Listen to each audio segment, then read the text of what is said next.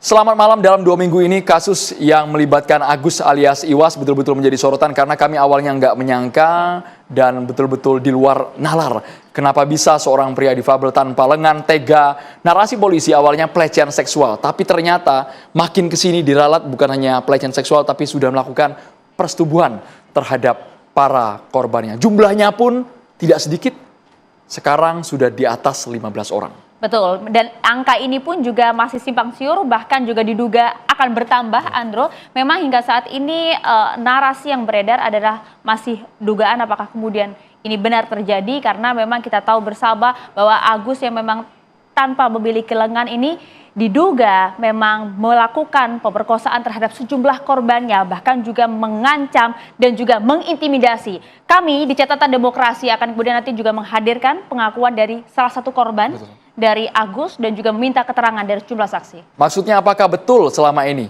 ada kabar juga menyebutkan Agus memperdaya korban hanya dengan kata-kata.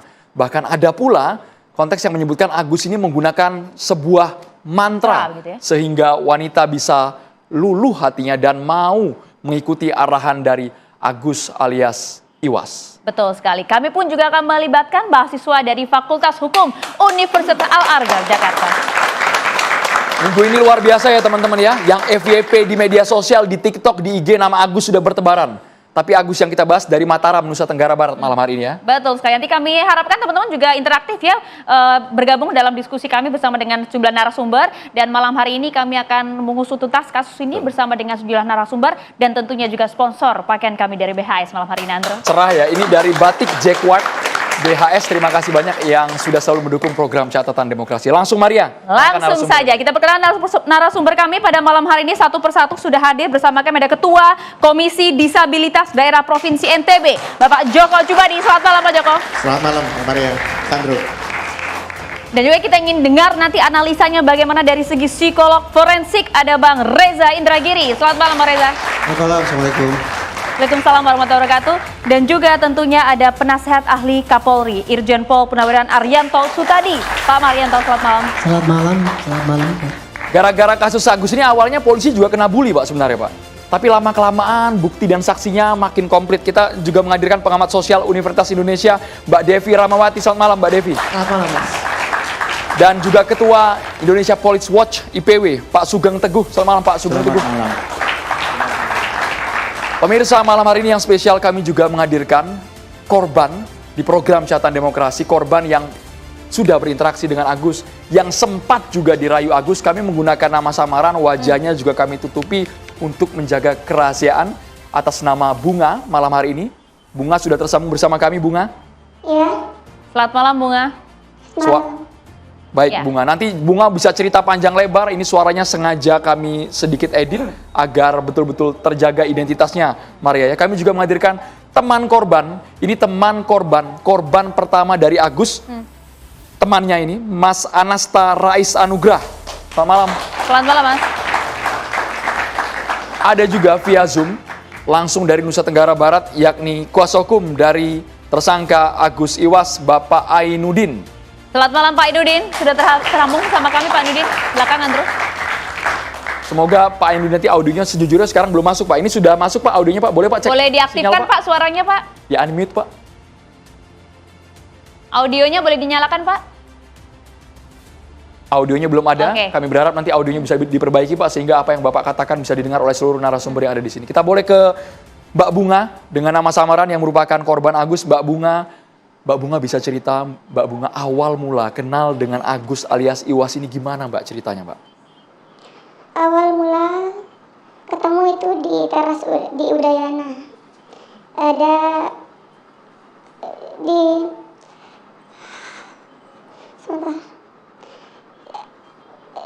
di kursi di dekat jalan di Udayana.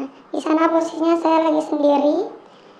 Jam 8, terus kalau nggak salah ini Agus datangnya jam 9. Dia nyamperin saya. Awalnya dia bilang gini, permisi Mbak, saya bukan pengemis, Mbak jangan takut, saya ini orang baik. Saya cuma mau nanya, berhak nggak saya hidup menurut Mbak?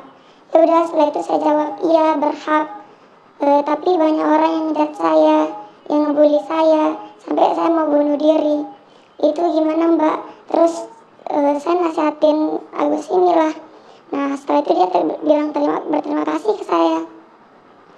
Setelah berterima kasih, dia bilang kalau sebenarnya saya ini ngeprank, saya ini Agus yang viral itu. Saya nggak mau kata-kata tanpa pembuktian. Kemudian dia suruh saya cari akun YouTube-nya. Nah di sana keluar kalau dia bisa main Drum. iya sama main itu yang pakai kaki. Ya, alat-alat musik juga ya, Iya. Mbak ya? Gamelan. Ya alat-alat musik. Terus dia juga suruh saya buat ke Instagramnya, nyari Instagramnya. Di sana juga ada foto dia sama cewek. Dia bilang kalau itu istrinya di Instagram. Nah, setelah itu kami ngomong-ngomong, terus dia berterima kasih. Katanya karena saya udah menyelamatin hidupnya. Terus dia mau kasih saya imbalan. Dia mau beliin saya es di sana pas Dudayana. Tapi saya nolak. Karena posisinya di sana, saya juga nggak mau nerima pemberian dari dia. Terus enggak, saya nggak mau, saya punya uang, saya bilang. Tapi dia bilang ini buat menghargai saya. Berarti kalau kamu nggak terima, Mbak, ini nggak menghargai saya. Terus dia ke penjual es yang di seberang jalan.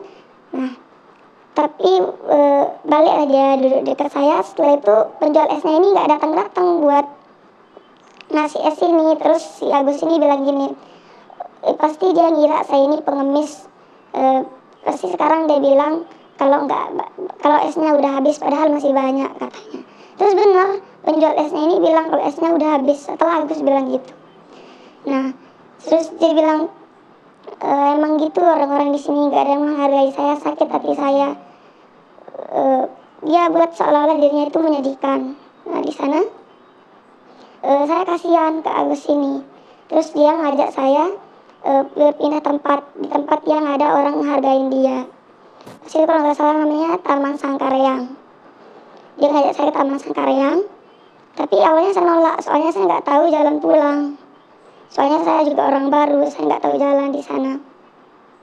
Terus pas sudah di Taman Sangkareang, ternyata di sana banyak yang kenal dia. Terus saya bilang gini, nah lihat kan di sana banyak, di sini banyak yang lihat yang kenal saya.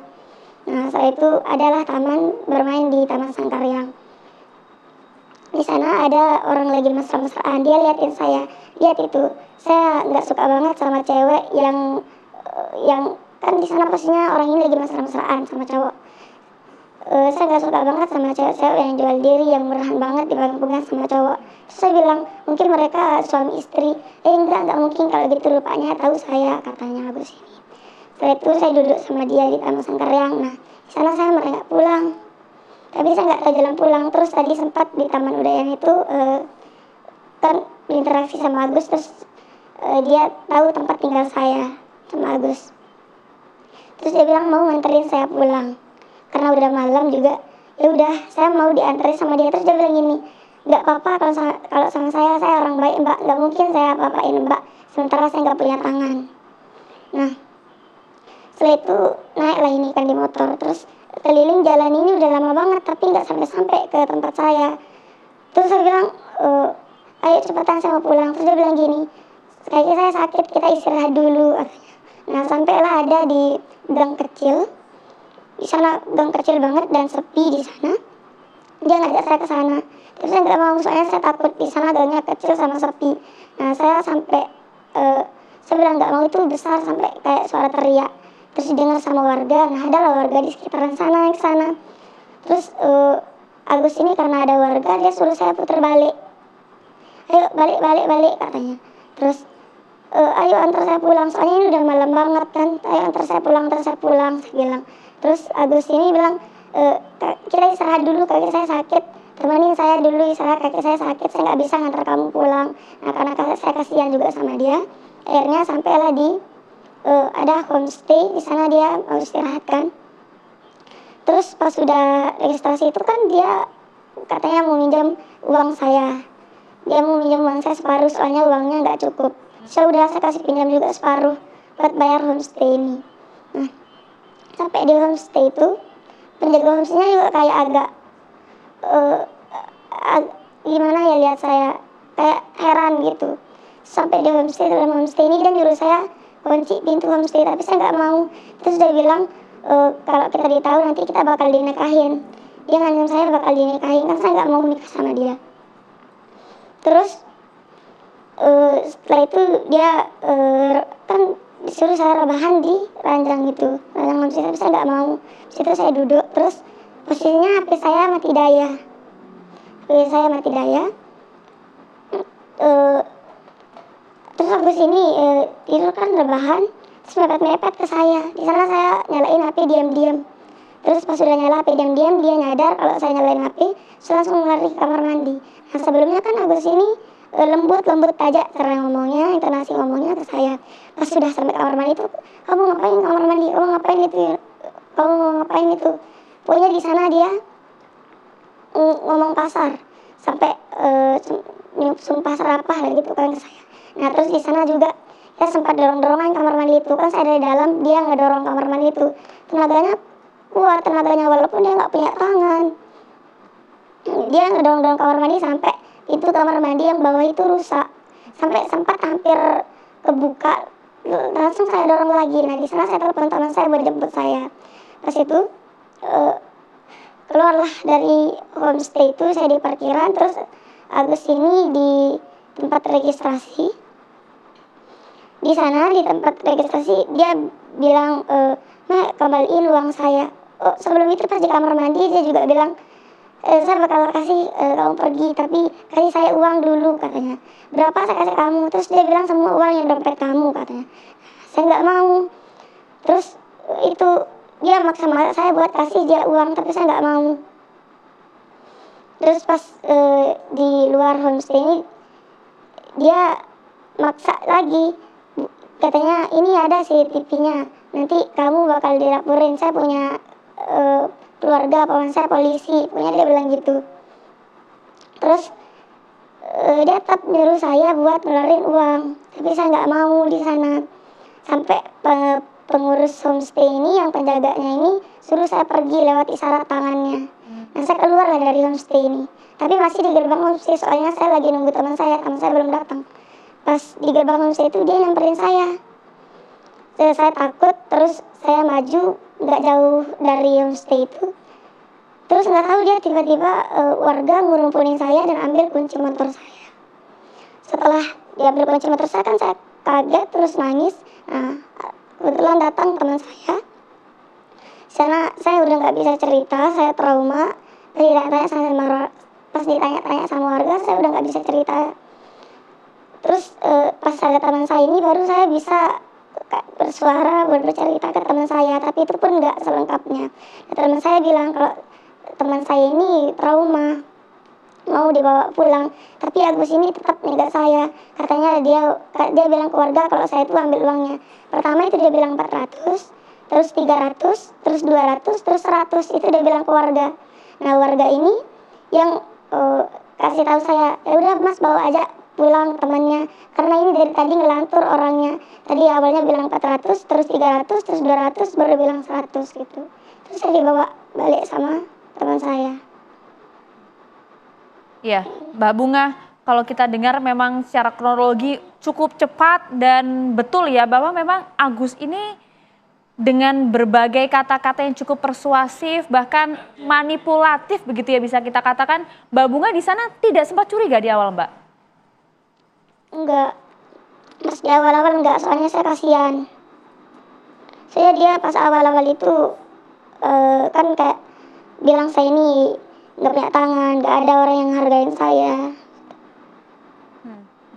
Ya, Mbak Bunga pada saat di homestay itu, pada saat sudah ingin melarikan diri, sempat tidak ingin meminta pertolongan kepada orang-orang yang ada di sana, penjaga homestay juga lain-lain? Iya, sempat, tapi nggak bakal bisa. Terus dia juga bilang, homestay ini punya orang Bali, nanti kamu yang kenapa-napa, nanti dinikahin kita. Makanya saya cuma kepikiran ke teman saya aja. Baik, Mbak Bunga, banyak juga pihak yang bertanya, dengan kondisi Agus tanpa lengan, kenapa para korban ini tidak melawan, tidak berani memberontak ketika diperdaya, dimanipulasi oleh Agus. Ini juga Mbak Bunga ini, pemirsa kami tegaskan, ini eksklusif hanya di catatan demokrasi, baru pertama kali muncul di media. Sesaat lagi kami akan kembali pemirsa.